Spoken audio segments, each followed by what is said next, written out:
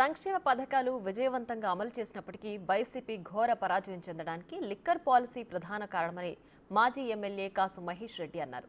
ప్రభుత్వం నాసిరకం మద్యం విక్రయిస్తోందన్న ప్రచారం ప్రజల్లోకి బాగా చొచ్చుకుపోయిందని అన్నారు. ఇసుక పాలసీ కూడా ప్రభుత్వాన్ని దెబ్బకొట్టిందన్నారు. చివర్లో ల్యాండ్ టైటిలింగ్ యాక్ట్పై టీడీపీ చేసిన దుష్ప్రచారం కూడా వైసీపీ ఓటమికి కారణమైందన్నారు.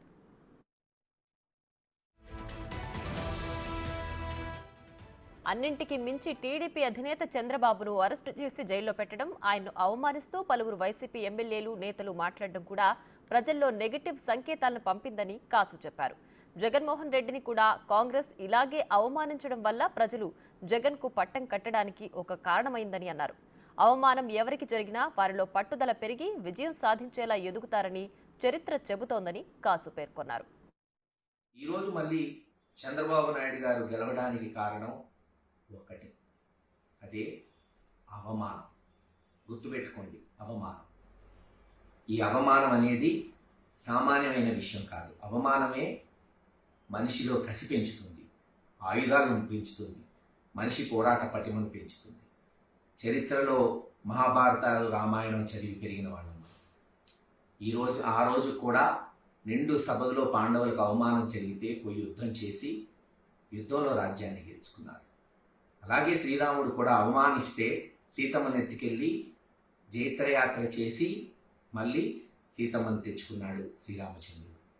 నేను ఆ దేవుళ్లతో పోల్చట్లా, చరిత్ర చెప్తున్నానంతే.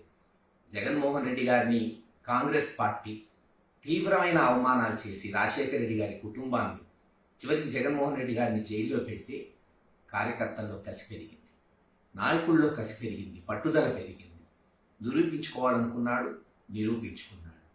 మరి అలాగే గడిచిన 2-3 సంవత్సరాలు కొంతమంది, నేను అందన్నట్ల కొంతమంది వైఎస్ఆర్సీపీ నాయకులు వాళ్ళు మాట్లాడే విధానం, అది ముఖ్యంగా చెప్పాలంటే నిజంగా వైఎస్ఆర్సీపీలో ఉన్న నాయకులు ఎవరు కూడా మాట్లాడాల.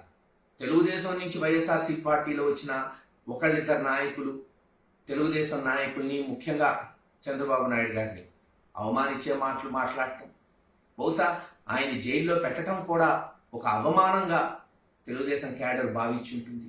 కసి పెరిగింది, పట్టుదలగా పనిచేశారు. ఈరోజు పర్యవసానం